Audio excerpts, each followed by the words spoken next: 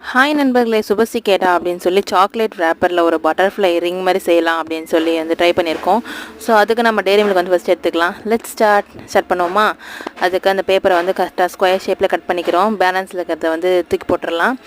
And மீதி இருக்கிறத ஆஃபாக ஒரு ஸ்கொயர் ஷேப்பில் ஆஃபாக நாளாக கட் பண்ணிக்கிறோம். ஸோ அப்படி கட் பண்ணும்போது ஒரு ஆஃப் தனியாக கட் பண்ணிக்கிறோம், ஒரு ஆஃப் முழுசாக அப்படியே வச்சுக்கிறோம். ஸோ இப்படி கட் பண்ணி எடுத்துகிட்டு அதுக்கப்புறம் பட்டர்ஃப்ளை ஷேப்பில் அதை நல்லா மால்ட் பண்ணி சைடில் ஃபுல்லாக ஸ்கொயர் பண்ணி மீதி இருக்க பேப்பரை வச்சு பண்ணோம் அப்படின்னா ரெடி ஆகிடும்.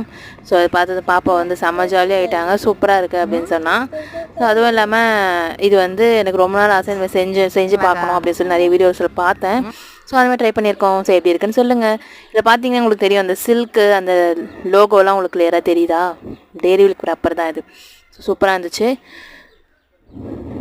டடன் போடுறது இல்லாமல் நம்ம வாங்கி கையில் போடுறாங்க. இது போஸ் வேறையா, சூப்பராக இருக்குல்ல? எப்படி இருக்குன்னு மறக்காம கமெண்ட்டில் சொல்லுங்கள். சப்ஸ்கிரைப்